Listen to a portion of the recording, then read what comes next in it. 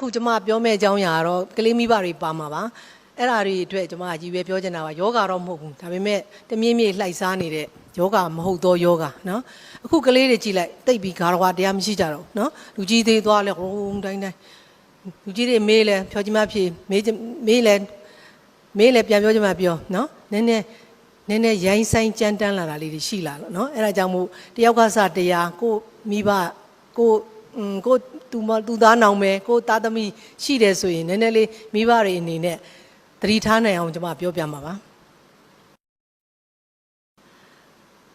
ကလေးတွေကိုသင်ကြားပေးတဲ့ကျင့်ဝတ်ထုံတန်းနေအဲ့ဒါတွေကတော့ဘာတွေလဲဆိုတော့အခုကဘာဖြစ်လို့ကလေးနဲ့မိဘတွေဒီလောက်ကွာဟလာတယ်လဲဆိုတော့မိဘတွေကလည်းကိုယ်အလုပ်ခွင်နဲ့ကိုမအားကြအောင်နော်မနေ့ကနေမိုးချုပ်တီအလုပ်ခွင်မှာရောက်နေတယ်အိမ်မှာကလေးတွေကအိမ်မှာနေခဲ့ရင်မနေခဲ့ရင်မူကြိုမဟုတ်ရင်ကြောင်းဒီလိုနဲ့ပဲသူတို့နဲ့ကိုနဲ့အိတ်ချိန်လောက်ပဲတွေ့တာအိတ်ချိန်ကြတော့လေကိုကမောတော့သူတို့ရှေးထုံတန်းစင်လာလေးတွေပုံမြင်ပတ်စလေးတွေမပြောနိုင်တော့နော်သူတို့လည်းမောကိုလည်းမောတစ်ခုလာမေးရင်တော့ကိုယ်စိတ်တုန်နေတော့ငေါငမ်းမိတာအရင်နော်အဲ့ဒါမျိုးတွေဖြစ်လာတဲ့အခါကျတော့ကျမတို့ကဒါလေးတွေကိုအချိန်သက်ပေးပြီးမလုံနိုင်တောင်မှသွားရင်လာရင်ပြောရင်ဆိုရင်နဲ့ပြုပြင်နိုင်အောင်ကျမဒါတို့ရွယ်ချက်နဲ့ပြောတာပါကလေးတွေကိုသင်ကြားပေးတဲ့ကျင့်ဝင်ထုံတန်းတွေကဘာတွေလဲဆိုတော့သူတစ်ပါးရုပ်တင်မူရပေါ်မှာလွယ်တကူကောက်ချက်မချဖို့နော်မကဲ့ရဲ့မဝေဖန်မှုဘာဖြစ်လို့လဲဆိုတော့ကလေးတွေကမြင်တဲ့အတိုင်းဟောတဲ့တိုင်းပြောကြတော့တာနော်ဟာဝါလိုက်တာဝက်ကြီးကြလို့နော်ဟာမဲတာပိန်ချောက်လို့သူတို့ပါဇက်တဲ့ရှိတဲ့အတိုင်းပြောမှာပဲလေပြောတာကတော့မိဘတွေအနေနဲ့တော့ကိုကလေးလေးချစ်တဲ့စိတ်နဲ့ကြည်တာဟုတ်ရိုင်းတယ်လို့မထင်ဘူး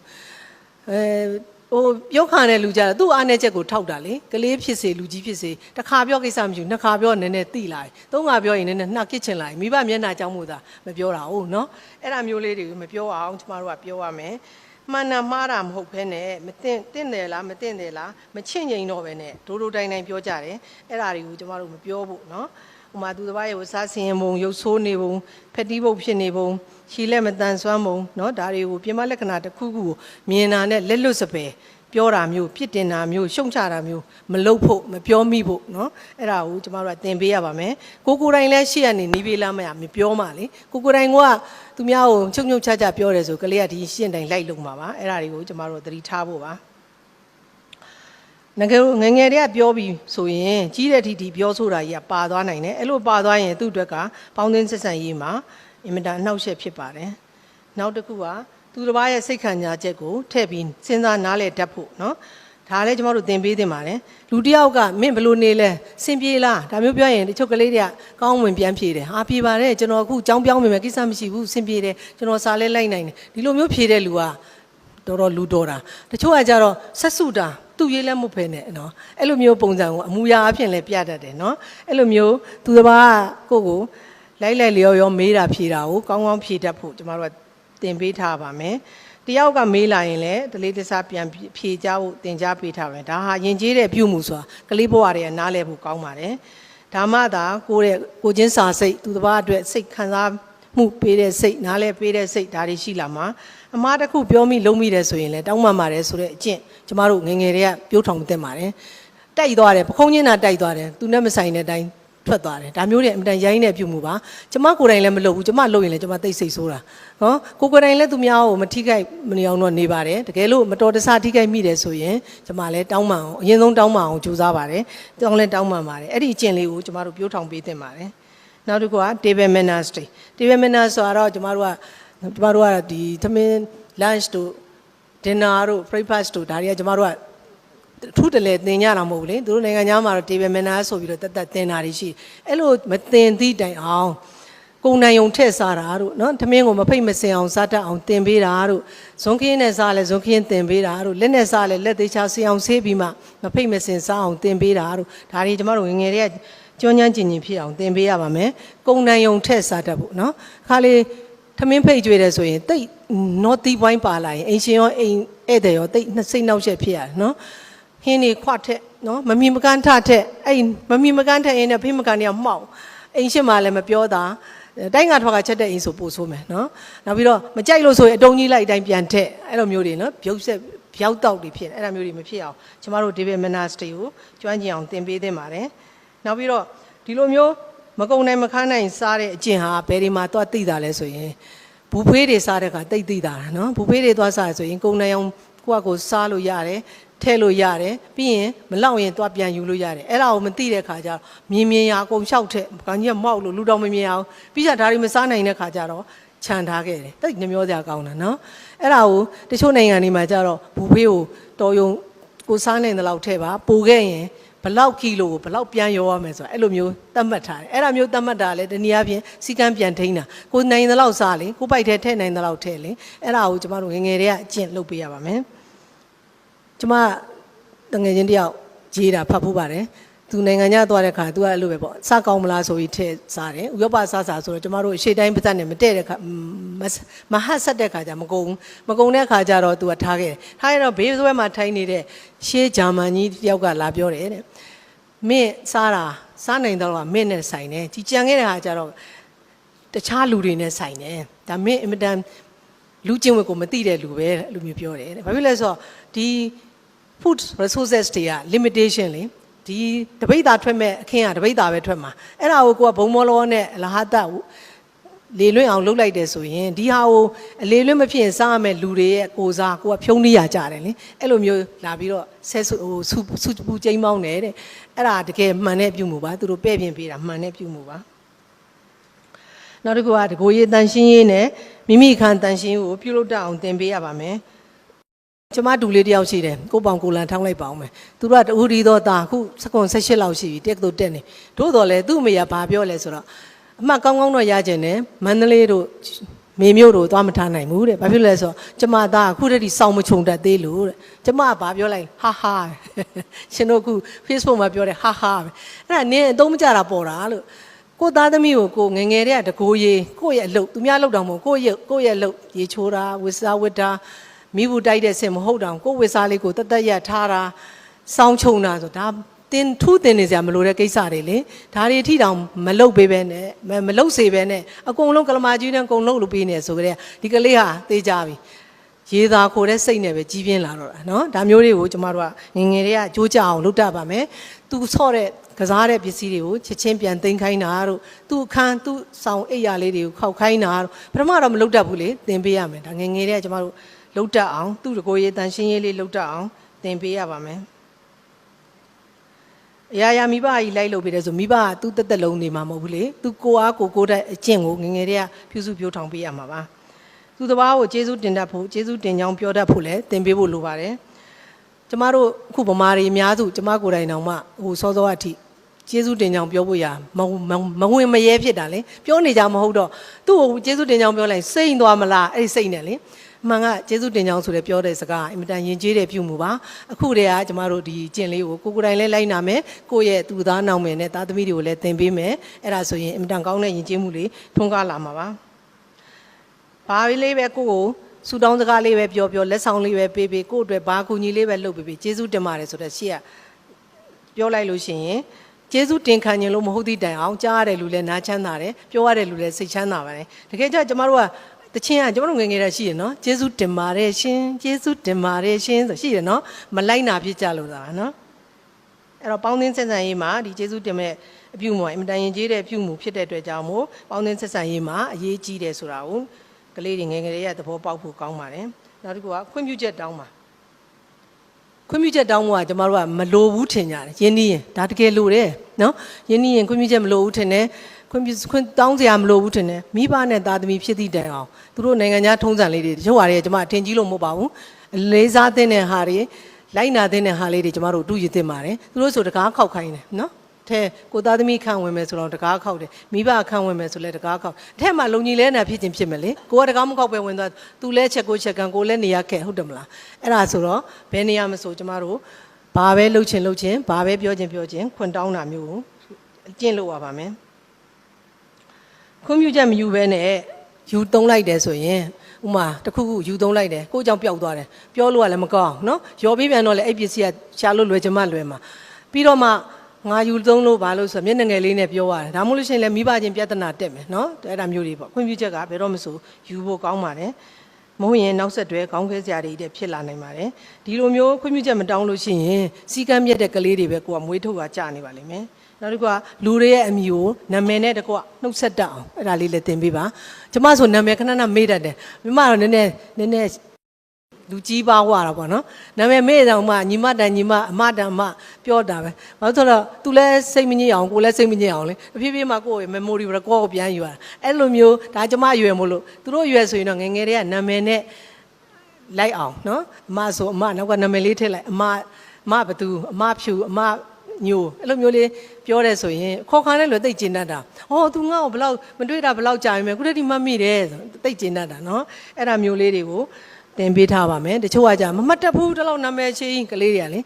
တေချာ view site မှတ်ရင်ရပါတယ်နော်တေချာ view site မှတ်ရင်ကျမတို့နည်းနည်းတင်ပေးဖို့ပဲလိုပါတယ်နောက်ဧည့်သည်လာလို့ရှိရင်ဖြစ်ဖြစ်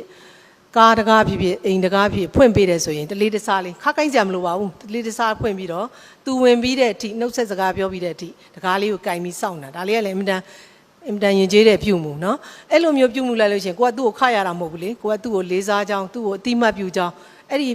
စကားဖွင့်ခံရတဲ့လူကတိတ်ပြီးတော့ဂျေနူးတာเนาะတိတ်ပြီးတော့တည်တတ်တဲ့သူဩ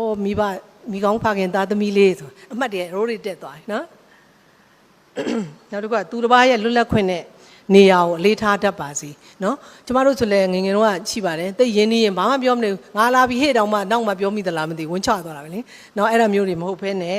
သူတစ်ပါးရဲ့လွတ်လပ်ခွင့်ကိုခွင့်တောင်းပြီးမှဝင်တာတို့အမှသူကစိတ်ညစ်နေတယ်ဆိုရင်ငါတယောက်တည်းနေပြစေဟဲအဲ့လိုမျိုးပြောတယ်ဆိုရင်ဘေးကနေမလေးငါပြောမှသူစိတ်ညစ်တာပြေမယ်ဆိုတဲ့စိတ်ကူးကြီးနဲ့လေစကားတွေဖော်ရောချောတော့ရှောက်ပြောနေပိုးစိတ်ညစ်တာအဲ့ဒါเนาะအခုအဲ့ဒီဥစ္စာလေးတွေကိုရီးယားကားတွေမှာလည်းတွေးရတတ်တယ်ငါတယောက်တည်းနေပြစေသူတို့ဘသူပဲဖြစ်လေအဲ့ဒါမျိုးဆိုရင်ကိုကပေးကပ်မနေပဲနဲ့လိုက်တတိထွက်ရမယ်သူငိုးနေတယ်ဆိုရင်ဒီငိုမှသူ့ရဲ့ tension ကသူ့ရဲ့စိတ်ဆင်းရဲမှုကရော့သွားမယ်ဆိုရင်အตาငိုပြေးစီအตาငိမ့်ထိုင်ခန်းပြင်ထွက်ရင်ထွက်သူ့ရဲ့လွတ်လပ်ခွင့်ကိုကိုကသွားမနှောက်ယှက်ဘူးပေါ့နော်အဲ့ဒါလေးကိုကျမတို့မြန်မာတွေအယိုးဆွဲနေတဲ့ဟာလေးတွေကိုငငယ်တည်းကကလေးတွေကိုတင်ပေးဖို့ကြံပြုပြစီဒါကကျမခုနတင်ပေးတဲ့အပြုမှုတွေချုပ်ပြောမယ်ဆိုရင်ချက်ကလေးတွေကဘာမှမများပါဘူးသူတို့ကလွတ်လပ်ခွင့်နဲ့နေရာကိုလေးစားတတ်ရမယ်ဧည့်သည်အတွက်တကားဖွင့်ပေးရင်တကားရွက်ကိုကင်ထားပေးရမယ်နောက်တော့မိမိထက်အသက်ကြီးတဲ့လူတွေကိုလေးစားဖို့လိုအပ်ရင်အကူအညီတောင်းဖို့ဒါမပြောလိုက်ရသေးဘူးဘသူမဆိုအကူအညီလိုမှတောင်းကြတာပါသို့တော်လည်းခေါင်းရွက်ပြတ်ထိုးစေးတယ်လေသူကသူမနိုင်မနှင်းပြင့်နေတယ်ဆိုရင်เนาะဒါကူလိုက်လို့ကိုလည်းဘာမှမဖြစ်တော့သူကတော့တက်တာရသွားတော့ဗောဒါမျိုးတွေအကူအညီမတောင်းလဲအကူအညီသင့်တာလေးတွေပေါ့နော်နောက်တက်ကြီးရွယ်ကိုတူလမ်းဖြတ်ဖို့လုပ်နေတယ်တုံချီလေးလုပ်နေဆိုကိုတိုင်းသွားပြီးတော့အကူအညီမတောင်းလဲတကယ်လို့အကူအညီမတောင်းတော့ကိုကကြိုးပြီးကူတယ်ဆိုရင်သူတို့စိတ်ထဲမှာတိတ်ကြည်နူးတာအကူအညီတောင်းတယ်ဆိုရင်လေကိုတက်နိုင်တာကိုတက်နိုင်တယ်လို့အကုန်လုံးကူညီပေးဖို့เนาะဒါကတော့ကြီးသူငယ်သူမဟုတ်ပါကိုမလုံနိုင်တဲ့ကိစ္စကိုတော့ကိုကအမတော့မခံဘူးပေါ့လေเนาะအဲ့ဒါမျိုးလေးငငယ်တည်းကကျမတို့လေ့ကျင့်ပေးဖို့ပါနောက်လူတွေကိုအမိနဲ့တကွတလေးတစားနှုတ်ဆက်တောင်းတင်ပေးဖို့ဘာပဲလှုပ်ချင်းတောင်းရင်ခွင့်ပြုချက်တောင်းခိုင်းဖို့ဟောနောက်တစ်ခုကပြောမဆိုမှရှိခဲ့တယ်ဆိုရင်တောင်းပန်ဖို့ငါဝင်းနေပါတယ်ငါခုနကတော့လှုပ်ခနဲ့ပြောလိုက်မိတာပါငါဝင်းနေပါတယ်ငါတောင်းပန်နေအဲ့ဒီစကားလေးကျမတို့မြန်ပြောတတ်အောင်เนาะမြန်ပြောတတ်အောင်ကလေးတွေကိုငငယ်တည်းကကျင့်ပေးဖို့အဲ့ဒါလေးလိုပါတယ်เนาะခါလေးကိုကငါကယူနာတော့ပြောတာပဲငါပြောတာမှတ်တာမှားတာမှတ်လို့เนาะအဲ့လိုမာနာလေးနဲ့နေတတ်ကြပါအဲ့ဒီမာနာနဲ့နေတဲ့ဟာတယောက်နဲ့နည်းနည်းလေးကွာဟတာအများကြီးကွာဟသွားပြီးတော့နောက်ပိုင်းမှာရင်ကြားစိတ်လို့မရအောင်ဖြစ်တတ်ပါတယ်เนาะဒါခုနပြောတာကလေးတို့သင်ပေးတဲ့အမြုမှုတွေခုကျမဆက်ပြောမှာမိဘတွေရဲ့ပြုစုပုံအမှားကြောင့်မို့ကလေးတွေမှာအကျင့်မှားလေးတွေဖြစ်တတ်တာလေးတွေဒါမတိသူကြော်စားတိသူဖော်စားပါပဲတကယ်ကြတော့ဘာမှခက်တဲ့ဟာလေးတွေမဟုတ်ပါဘူးနည်းနည်းအားချောက်လို့ရေတောက်လိုက်မနော်ဘီယာနဲ့တော့တူတာတခါမတောက်ဘူးနော်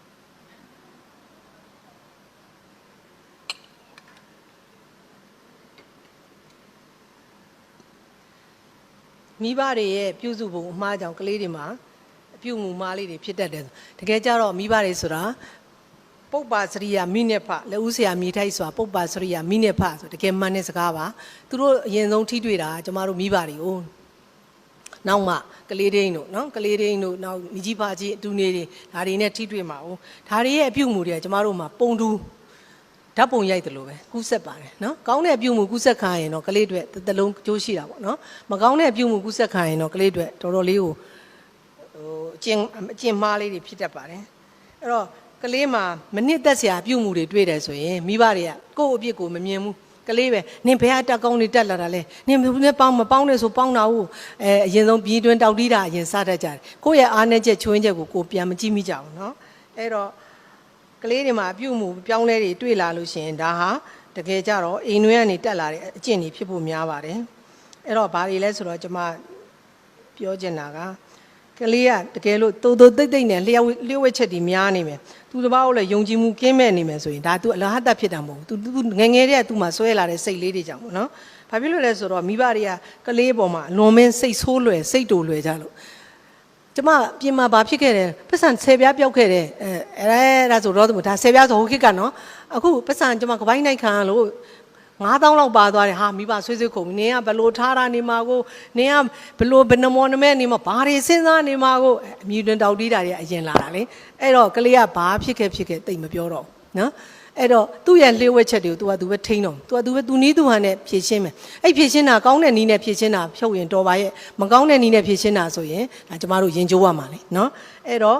့ဘာမဆိုပွင့်ပွင့်လင်းလင်းပြောတတ်အောင်ကျမတို့ငငယ်တွေကသင်ပေးဖို့လိုပါတယ်။ तू ကအမှန်တိုင်းပြောတဲ့အချိန်မှာကျမတို့ကသူ့ကိုစူမီတွင်တောက်တီးမဲ့အစားနောက်မဖြစ်အောင်နော်။ကလေးစိတ်ပညာဆိုတိတ်ပြီးတော့စမ်းကြပါတယ်။ကျမကလေးတယောက်မှမမွေးဘူးပါဘူး။ဒါပေမဲ့လို့ကျမစိတ်ဝင်စားလို့လေ့လာ။ဒါအဲ့ကြတော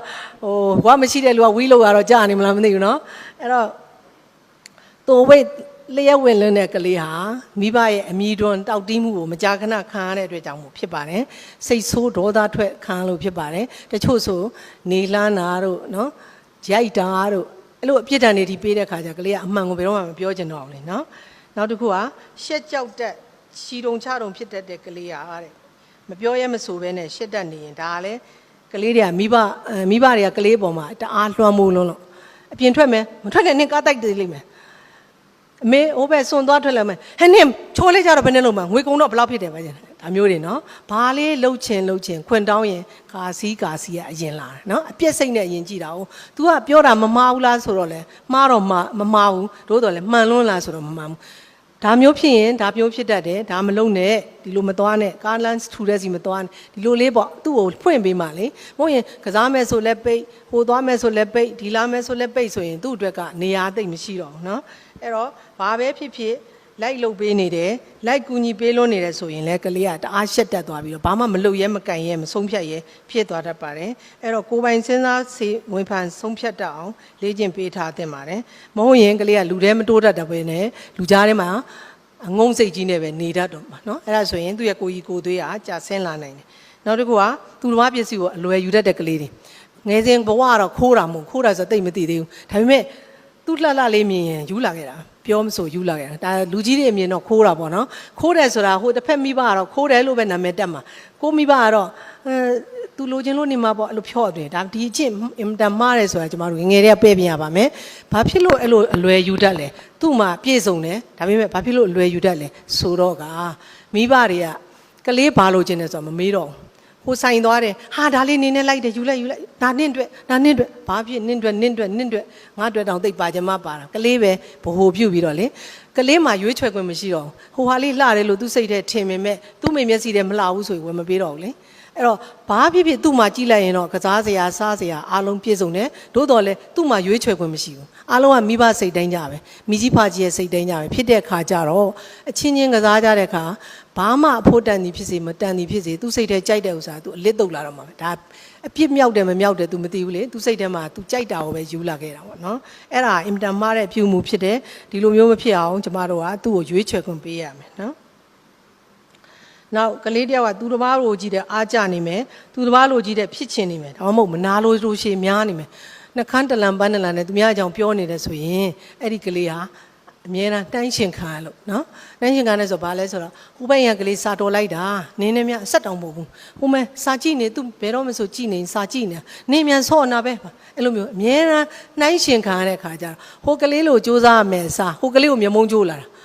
ဟိုကလေးကိုရိုက်ချင်လာတာနော်ဒါကလေးရဲ့မသိစိတ်မှာ तू ကအားကြမဲ့စကားကိုပြောမဲ့စာအားကြတဲ့စကားကိုအနေထားအထားသူမှားတဲ့အခါမိဘတွေကနှိုင်းရှင်ပါများတဲ့အခါမိဘတွေရဲ့ဇောင်းပေးတဲ့ဘက်ကိုမရောက်တော့ဘဲနဲ့ကလေးကလမ်းမရောက်သွားပြီးတော့မနာလိုတူရှည်တွေပဲများလာတော့မှာနော်အဲ့တော့ကျမတို့ကဟိုကလေးလိုစာတော်စေခြင်းနဲ့ဆိုရင်သူ့လိုစာတော်အောင် စာတော်ရင်ဘလို့အကျိုးကျေးဇူးတွေရမယ်ဘလို့ချစ်ချင်းမေတ္တာတွေပို့ရမယ်ဘလို့ဆုလက်တွေရမယ်ဆိုတော့ကျမတို့ကဖြေခါလေးပြောရမယ်ဟိုကလေးကိုလက်ညှိုးထိုးလိုက်ဒီကိုတော့လက်ညှိုးငေါငေါထိုးလိုက်နိုင်ရှင်ပေါင်းများတဲ့ခါကျတော့ကလေးကအားကြမယ်ဆိုဟိုကလေးကိုမျက်မုံးကျိုးလာနော်အဲ့ဒါမျိုးလေးတွေမဖြစ်အောင်ကျမတို့ကသတိထားပါမယ်ဒါကလေးကနောက်ကမိဘတွေရဲ့ပုံရိပ်တွေကိုသူကအတူခိုးနေတာလေးကိုဒီကညီမလေးတော်ပါတယ်သူလိုတဲ့ပုံလေးဖြည့်ပေးထားတယ်နောက်ရိုင်းပြစော်ကားတတ်တဲ့ကလေးတွေကလည်းဒီလိုပါပဲမိဘတွေကသူတို့ရှေ့မှာဆဲကြဆိုကြငေါက်ကြငန်းကြအပြစ်ပြောကြအပြစ်ဖို့ကြနော်အဲ့ဒါမျိုးလေးတွေမကြာခဏနှောင်ချိန်ပလေးကြတာများတဲ့အခါအဲ့ဒါဒီသူကတူယူတော့တာပါနော်ကိုရီးယားကတချို့မှာကျွန်မလည်းကိုရီးယား expert ဖြစ်နေတယ်နော်ကိုရီးယားကတချို့မှာမိဘတွေကကလေးရှေ့ဘာမှမသိပြောမခံဘူးနော်တွေ့ရမှာသူတို့လက်ဖက်ဆိုင်ဖြစ်ဖြစ်အခြားတနေရာဖြစ်သွားပြီးတော့ပြဿနာဖြေရှင်းကြမယ်အဲ့ဒီလေ့ကျင့်လေးကကျမတို့ကကောင်းပါတယ်တကယ်လို့ကိုယ်အင်္ဂါရံဖြစ်နေတာမဟုတ်တော့သူတစ်ပါးအင်္ဂါရံဖြစ်နေရင်တောင်မကြားရမမြင်အောင်ကလေးကိုဆွဲခေါ်သွားတာမျိုးအဲ့ဒါမျိုးလုပ်တဲ့နော်ဆဲဆိုတတ်တဲ့မိဘရဲ့ကလေးကလည်းဆဲဆိုတတ်မှာမဆဲခိုင်းတောင်မှအရင်ဆုံးစကားပြောတတ်ကစကြတဲ့ကအဆဲလေးနဲ့တင်တာလေမိဘတွေကဝက်တီးရအဲ့လိုအဲ့တော့ကျမတို့ကရိုင်းပြစော်ကားတတ်တဲ့ကလေးတွေကပုံရိပ်ကတော့မိဘတွေကလည်းရိုင်းပြစော်ကားတတ်တဲ့ဟာတွေကနေမြင်ဖျားခံလာတာပါအဲ့ဒါကြောင့်မို့အဲ့ဒါမျိုးလေးတွေကိုကလေးတွေရှေ့မှာဆင်ញင်သင့်ပါတယ်နောက်ကလေးတယောက်ကစိတ်တူစိတ်ဆက်လွယ်လာပြီဆိုလို့ရှိရင်လေဒါကလည်းကလေးက attention ကောင်းကောင်းမရလို့เนาะပြုစုဆောင်ရှောက်မှုအလိုလိုက်မှုကောင်းကောင်းမရလို့သူစိတ်တူစိတ်ဆက်လာအဲ့ဒါဘာကြောင့်လဲဆိုတော့ तू ကဘယ်နည်းနဲ့လုပ်ရင်မိဘတွေကကိုယ့်ကိုကောင်းကောင်းအခွင့်အရေးပေးမလဲကောင်းကောင်းချစ်ပြမလဲကောင်းကောင်းရေးပေးမလဲမသိတဲ့ခါကျတော့ तू ကရတာမလို့လိုတာမရနဲ့ပေါ့နော်စိတ်တူစိတ်ဆက်လာတယ်စူပူအောင်ဟစ်တောင်းချမ်းပြနေမိဘတွေငါ့ကိုလိုချင်တာလှုပ်ပေးကောင်းရဲ့ဆိုတဲ့အမြင်လေးနဲ့ပေါ့နော်အဲ့ဒါမျိုးလေးလှုပ်တတ်တာပါအဲ့ဒါကိုတော့ကျမတို့ကငငယ်တဲ့ဒီအကျင့်ကိုဆွဲမသွားအောင်ဖြည့်ဖြန့်ပြီးတော့ပြောပေးရပါမယ်နောက်ကလေးတယောက်ကအမှန်ကိုမပြောဘဲနဲ့ဝေးလေကြောင်ဘက်တွေပြောနေတယ်ဆိုရင်ဟောဒီမှာလဲကလေးကိုဒီလိုပဲကလေးပြုမိတာအမားလေးကတေးသေးလေးမိဘကလက်ညှိုးငေါငေါထိုးပြီးတော့ပြောဆိုနေမောင်ငန်းနေတဲ့ခါကျဒီကလေးကဒီငုံနေတဲ့ခေါင်းကတော်တော်နဲ့ပြန်မထူတော့ဘူးเนาะတော်တော်နဲ့ပြန်မထူတော့ဘူးအဲ့ဒါအပြင်ပမှာလည်းအငုံစိတ်ချက်တစ်ချိန်လုံးဝင်သွားတတ်ပါတယ်အဲ့ဒါကြောင့်မို့ဆူတဲ့ခါမှာလည်းတစ်ဖက်ဆောင်းနေကြီးမဖြစ်အောင်အဲ့ဒါမျိုးလေးတွေကျမတို့သတိထားပါမယ်နောက်ဝေးလေကြောင်မှပြောတတ်တဲ့ကလေးอ่ะတဲ့မိဘအပြစ်တစ်ခုလုံးမိတိုင်းပုံကြီးချက်နေကြလို့ပါတဲ့ဟိုး10နှစ်လောက်ကပြောတဲ့လောက်ခဲ့တဲ့အမှားလေးလေခုတည်းပြန်ပြီးတော့ memory recall နဲ့နင်အသက်ဘယ်လောက်တုန်းကဘာလောက်တာလေငါဘာလေးကျိုးသွားတယ်ဘာဖြစ်တယ်ညာဖြစ်တယ်ပေါ့နော်ဒါမျိုးတွေကိုခဏကလေးရဲ့အဖြစ်တွေကိုလူရှိသူရှိရောက်တိုင်းပြောနေတယ်ဆိုရင်ကလေးကဘာပဲဖြစ်ခဲ့ပကံကြခွဲတောင်ထိုးထားလိုက်မယ်ကိုယ့်ကြောင့်မပြောတော့နော်အဲ့ဒါမျိုးလေးတွေပေါ့နော်အဲ့တော့ကျမတို့ကကလေးကိုအမှန်တိုင်းပြောတတ်ဖို့ရာကလေးကိုအမှန်တိုင်းရှင်းပြတတ်ဖို့ရာသင်ပေးရပါမယ်နောက်သူတစ်ပါးရဲ့ခံစားချက်ကိုနားမလည်ပဲနဲ့လေးစားမှုမရှိပဲနဲ့မိုက်ရိုင်းနေရင်လေဒါမိဘတွေကကလေးရဲ့ရှေ့မှာကလေးရဲ့ခံစားချက်ကိုထက်မတွက်လို့သူကိုယ်တိုင်ကလည်းအဲ့ဒါမျိုးလိုက်လောက်တာပါကလေးလေးကိုငေါက်လိုက်တယ်ငေါက်လိုက်လို့ကလေးကစိတ်အားငယ်သွားတယ်စိတ်အားငယ်သွားတဲ့ဂျားထဲကအလုပ်တွေထပ်ဖိခိုင်းလိုက်သေးတယ်ဒီကလေးရဲ့စိတ်အားငယ်တာကိုပြန်ပြီးအားဖြစ်ပေးမယ်အစားလေးနော်အိမ်စာတွေလုပ်နေမလို့မရှိမထားဘူးနင်ဘယ်နှနာရီမှအေးရမယ်အဲ့လိုတသွေးတတန်သမိတ်နဲ့သွားတဲ့ကလေးတွေဟာရေရှည်မှာဆိုရင်သူ့ရဲ့ထွန်းတောက်တဲ့ညံတွေလည်းနည်းသွားနိုင်ပါတယ်ကိုရီကိုသွေးတွေလည်းကျသွားနိုင်ပါတယ်နောက်သူတစ်ပါးရဲ့ခံစားချက်ကိုလည်းထည့်မတွက်တော့ဘာလို့လဲဆိုတော့မိဘကိုယ်တိုင်ကကိုသားသမီးရဲ့ခံစားချက်ကိုထည့်မတွက်တော့ဘူးလေထည့်မတွက်တဲ့ခါကျတော့သူပြောချင်တာပြောတယ်သူလိုခိုင်းတဲ့အတိုင်းလိုက်တယ်သူလိုခိုင်းတဲ့အတိုင်းလုပ်ခိုင်းတယ်ကလေးကလည်းအဲ့လိုပဲသူများပေါ်ပြုမှုတော့တာအဲ့ဒါမိဘရဲ့ပုံရိပ်တွေထထိုးလာတာပါဒါကလေးလေးကဒါစူပူငေါကန်းခါလို့ဖြစ်စေပြပေးခံလို့ဖြစ်စေဒီလိုညှိုးငယ်တဲ့ဟာလေးနဲ့ဒီစိတ်ကလေးတွေကငငယ်တွေကဆွဲလာရင်ဖြောက်ရခဲ့တယ်ကျမတို့အပြာစီဆိုးတယ်မလားများဆိုးထားရင်သာတဖြည်းဖြည်းလွင့်သွားမယ်ကလေးရဲ့ငယ်ဘဝမှာဆွဲခဲ့တဲ့စိတ်ဓာတ်ဟာတော်တော်နဲ့မပြောက်ဘူးเนาะတော်တော်နဲ့မပြောက်ဘူးဘလောက်ပဲစာရီဖတ်ဘလောက်ပဲဘုဒ္ဓတာတွေတိုးသူစိတ်ဓာတ်လေးကတော့ကြံနေခဲ့တာပဲနောက်တစ်ခုကကိုချီတော့ပို့ကိုမညံ့နိုင်မယ်နဲ့အခက်ခဲကိုအလွယ်တကူမဖြေရှင်းနိုင်တဲ့ကလေးဟာကလေးကိုဘာလုပ်လို့ခုနပြောတာနဲ့တန်တူကြောင်းခွဲပါတားဆီးပိတ်ပင်တာတွေများခဲ့လို့ဖြစ်ပါတယ်ဘယ်လိုလဲဆိုတော့ဘယ်ဟာမလုပ်နဲ့ညာမလုပ်နဲ့အပြင်မထွက်နဲ့မလဲနဲ့လေတကွန်မလွတ်နဲ့ဖန်ကုန်နှမ်းမကစားနဲ့အခုတော့ပါဂိမ်းတွေဆော့တာနော် အမြဲတမ်းပြစ်တင်ရှုံခ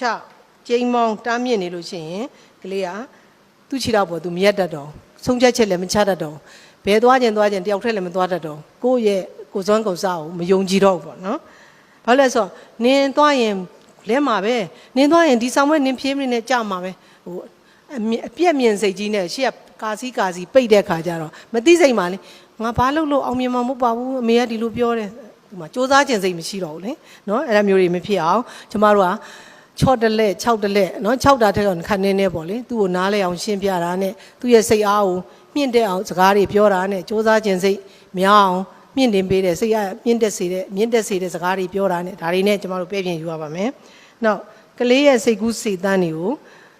ုပိတ်ပင်တားဆီးခဲ့ရင်သူ့ရှေ့ကအလားလာမကောင်းနိုင်တော့နော်ကျမတို့ဆေးကြောင်းမှာတချို့ရှိပါတယ်10တန်းကိုအမှတ်ကောင်းအောင်ဖြည့်ခိုင်းတယ်ကျူရှင်ဆိုလဲဒိတ်တွေနဲ့တက်တယ်တချို့ဆိုရင်ကျူရှင်ကနည်းနည်းအမှတ်လိုက်ကြတာအဲ့လိုမျိုးတွေလည်းရှိတယ်ကိုသားသမီးရဲ့အည်ချင်းပင်ကိုအည်ချင်းကဘယ်လောက်ပဲရှိတယ်ဆိုတာမိဘတွေကမသိဘဲနဲ့ဂုံနူးဂုံပြိုင်အနေနဲ့အမှတ်ကောင်းအောင်လိုက်ကြတဲ့မိဘတွေတစ်ခေတ်ကရှိခဲ့ဘူးတယ်အဲ့လိုမျိုးလိုက်တဲ့ခါကျတော့အော်ဒီပါခြင်းပါမယ်သူ့မှာအခြေခံကောင်းကောင်းမပါဘူးအမှတ်တွေကောင်းရင်ကောင်းမယ်ကြက်တူရေးစာကြက်တယ်လို့ထိုးရင်းညံမပါခဲ့ဘူးเนาะအဲ့ဒါမျိုးလေးတွေကျမတို့တစ်ခေတ်မှာတော်တော်ရှိခဲ့ပါတယ်အဲ့ဒါမျိုးလေးတွေနဲ့10တန်းကိုအမှတ်ကောင်းလို့ဆိုပြီးတော့မိဘနင်ဆရာဝန်ဖြစ်ကိုဖြစ်ရမယ်ငါတို့မျိုးတဲ့ဆရာဝန်မရှိသေးဘူးဘယ်သူကဆရာဝန်ဖြစ်သွားနင်ဖြစ်ကိုဖြစ်ရမယ်အတင်းတိုက်တွန်းလို့ပင့်တင်လို့သာဆေးချောင်းကိုတက်လာတယ်ဒါပေမဲ့လို့ဆေးချောင်းရောက်တဲ့ခါကျတော့မိဘရဲ့လောင်းရိပ်အောက်ကလွတ်လာလို့ရှိရင်သူတို့ကဆေးချရင်ချမယ်အခုတော့ game တွေချကြတာနော်ဆေးပြားတွေချရင်ချမယ်ကျောင်းကောင်းကောင်းမတက်ဘူးစာမွဲကောင်းကောင်းမဖြည့်ဘူး supply တွေထိပြီးတော့ RDU တွေဖြစ်ကြတာများပါတယ်နော်ဒါမျိုးတွေကကျမတို့ကငယ်တွေကသူ့ရဲ့ဘာလေးလာအားကောင်းတယ်လဲဆိုတာကိုမစူးစမ်းခဲ့ကြဘဲနဲ့ကိုဖြစ်ချင်တာကိုပဲအယမ်းပုံသွင်းခဲ့ကြလို့ကလေးတွေတချို့လမ်းမရောက်တာတွေရှိခဲ့ပူပါတယ်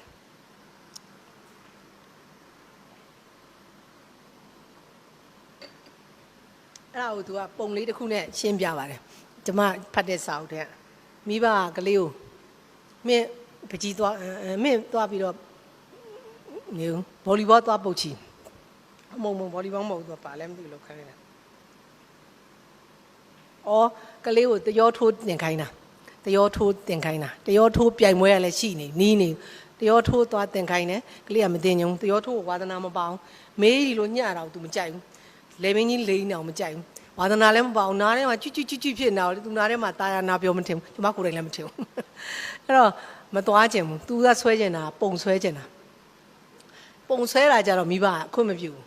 နင့်ဒီဟာဆွဲနေရင်နင့်အလေးနာတော့ဖြစ်မှာဒီတရောထိုးတာမှနဲ့ကဘာကျော်ဖြစ်နေတယ်ဒါသူ့စိတ်ကူးလေကလေးကဝါသနာမှမပါပဲအဲ့တော့တရောတင်တန်းကိုသွားလို့သာသွားတယ်သူဖြစ်မြောက်မတက်ခဲ့ဘူးကြွကြာလာနေပဲပြန်လာခဲ့တယ်အဲ့လိုပဲဘာတင်းချင်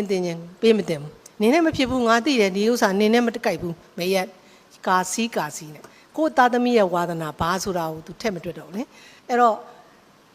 အဲ့ဒါငယ်တုန်းကသူကဒီလိုပိတ်ရင်းနဲ့အသက်အစိတ်ရောက်တဲ့အခါအဲ့ဒီကလေးပဲအသက်စိတ်ရွယ်သားရောက်လာတယ်ထိုင်းတိုင်းမိုင်းတိုင်းရုံနဲ့ကွန်ပျူတာရှေ့မှာငေးသေးငိုင်တိုင်းထိုင်းနေပြီးတော့နောက်ကမအေးကညီးတယ်အေးဒုက္ခခုသက်ရွယ်တာရောက်လာတယ်မင်းမှာဟိုလည်းမဖြစ်ဒီလည်းမဖြစ်နော်ကကရိကြီးဖြစ်နေတယ်ပေါ့လေမအေးကအဲ့လိုညီးတယ်အဲ့လိုညီးရလောက်အောင်ကလေးကိုပုံသွင်းမခဲ့တာကိုယ်တိုင်လေကလေးဝါသနာပါတဲ့ပုံဆွဲကိုသာကိုကမြေတောင်မြောက်ခဲ့ရင် तू ကပကြီးကောင်းကောင်းဆွဲတတ်ပြီးတော့ तू စိတ်ကူးစိတ်တန်းနဲ့တကယ်ကောင်းတဲ့ပကြီးတွေထွက်လာနိုင်တယ် तू ဝါသနာပါတာဟုတ်ဒါဟုတ်ကမြေတောင်မြောက်ပေးဖို့ပဲလေအဲ့တော့ကျမတို့ကမြေတောင်မြောက်မှားတဲ့အခါကျတော့ကလေးက तू လှုပ်ချင်ရမလှုပ်ရတဲ့အခါ तू မလှုပ်ချင်ရတွေလှုပ်ရတဲ့အခါစိတ်အားထက်သန်မှုမရှိတော့စူးစမ်းခြင်းစိတ်လည်းမရှိတော့အဲ့ဒါကျမတို့ဆရာဝန်တွေမှာလည်းရှိတယ်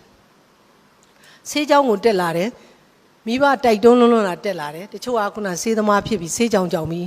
RDU ဖြစ်တာတွေဆရာဝန်မဖြစ်ပဲလမ်းနေပြက်သွားတာတွေတချို့ဆိုဆွဲချိုးချသေးတာတွေအောင်ရှိတယ်တချို့ကြဖြစ်တော့လာတယ်ယောဂတော်လေးနဲ့ဖြစ်လာပြီဘာဆရာဝန်မှမလုပ်ဘူးတခြားအလုပ်သွားလုပ်ချင်လုပ်မယ်အဲ့ဒီတခြားအလုပ်ကသူဝါသနာပါတဲ့အလုပ်ဆိုသူကတော့ဘီလီယံနာတွေမီလီယံနာတွေဖြစ်သေးတယ်နော်ဒါမျိုးတွေကကျမတို့ငငယ်တွေကဒါဒီ9နှစ်10နှစ်အချိန်ကုန်မခံမဲနဲ့သူဝါသနာပါရတာလုပ်လိုက်ရင်9နှစ်10နှစ်စောပြီးတော့တထေးဖြစ်မှာနော်အဲ့ဒါမျိုးတွေပေါ့ကျမတို့ကမိမိကလေးကကိုမွေးလာတဲ့ကလေးအရာရာအားလုံးကိုမသိနိုင်ဘူးသူစိတ်နဲ့သူကိုယ်နဲ့သူเนาะအဲ့တော့ကျမတို့ကအရာရာပုံသွင်းကောင်းရင်တော်ပါရဲ့ပုံသွင်းမကောင်းဘူးဆိုရင်ကလေးစိုးလေးတွေဖြစ်လာနိုင်တယ်เนาะ အဲ့တော့ကျမတို့ကဒီမှားယွန်းတဲ့မိဘတွေရဲ့အပြုအမူတွေကိုမတိမတာပဲဖြစ်ဖြစ်တိတိတာတာပဲဖြစ်ဖြစ်ကလေးတွေရဲ့ရှေးရိုးကိုပိတ်ပင်တားဆီးတတ်ပါသလားဆိုတာကျမတို့သတိမူနေအောင်ကျမမိမောင်းထုတ်ပြတာပါတကယ်ဆိုရင်ကျမပွဲကြည့်ပြတတ်ပါကျမမှာကိုပိုင်သားသမီးမရှိပါဘူးသို့တော်လဲကျမသမီး2ယောက်ရှိတယ်တူမလေး2ယောက်ကိုအကိုအကြီးဆုံးမွေးထားတာကိုသမီး2ယောက်ငယ်ငယ်တွေကမွေးစားထားတာပါသမီး2ယောက်ရှိပါတယ်သားမလို့ကျင်တော့ပါဘူးသမက်လည်းမလို့ကျင်တော့ပါဘူးအခုတည်းကြိုပြောတာအဲ့တော့အဲ့ကလေးတွေကိုလည်းကျမဒီအတိုင်းပဲပြုစုနိုင်သလားဆိုတော့အဲ့လောက်ကြည့်တော့မပြုစုနိုင်ဘူးဗျဘာဖြစ်လို့လဲဆိုတော့ကျမအကြီးမကကျမနဲ့တွေ့တော့4တန်း12နှစ်ငယ်မက10တန်းအောင်ပြီဆိုတော့16 19ဆိုတော့သူတို့ငယ်ဗီဇာလေးတွေပါလာပြီနိအဲ့ဒီမှာကိုကလည်းစိတ်ကကိုလည်းဘွဲလွန်တက်ရမှာရောဘာရောညာရောရှိတဲ့ခါကျအဲ့လောက်နီးပုံမသွင်းနိုင်ဘူးကျမကိုယ်တိုင်လည်းအားနည်းချက်လေးတွေရှိအခုကြီးမှကျမလည်းတော်တော်များများအချိန်အားရလာအချိန်အားရလုံးကျမဆောင်းပါးရေးတာပုတ်400တောင်ကျော်ပါပြီကျော်ရတာမအမှန်ကိုပြောတာပါအဲ့တော့အခုချိန်ကျမှကျမစာရီဖတ်ပြီးတော့ကလေးတွေဆိုတာကြီးလာပြီမဲ့လည်းဒီငယ်စစ်ကလေးတွေရှိသေးတာပဲလေအဲ့တော့ကျမရဲ့ချိုးချက်လေးတွေကျမပြန်ပြုပြင်ပြီးတော့သူတို့ကိုပြန်လမ်းပြပေးတယ်သူတို့ ਨੇ တငယ်ချင်းပေါင်းတယ်ဟာသားတွေပြောတယ်ရည်ကြတယ်ကိုဟာတာပြောတယ်ကိုအရင်ကြီးတယ်အာနာပြီးသူတို့လိုက်ရည်တယ်သူတို့ပြောတယ်လိုက်ရည်တယ်အဲ့လိုနီးနဲ့ကျမတို့သားမီး3ယောက်ကလည်းပြပြချင်းချင်းဘဝကိုဖြတ်သန်းနေပါတယ်အဲ့ဒီလိုပဲကျမရဲ့အခု college တွေလည်းနော်ဒီမှာလာတဲ့သူတွေလည်းကိုယ့်ရဲ့သားသမီးတွေကိုယ့်ရဲ့သူသားနောက်မယ်တွေအားလုံးကိုဘာမှနေတယ်လေသူတို့ဘာမှနေတယ်လေသူတို့ရဲ့အမကကိုယ့်ရဲ့ပုံရိပ်လားချိန်ထိုးနိုင်ဖို့ပြောပြတာပါယောဂမဟုတ်တဲ့ယောဂဟာကျမတို့ပတ်ဝန်းကျင်မှာတော်တော်ပြန့်နှံ့နေပါပြီအဲ့ဒါကြောင့်မို့အချိန်မီကုစားနိုင်ရင်ကုစားနိုင်အောင်ပြောပြပေးတာပါအားလုံးကိုကျေးဇူးတင်ပါတယ်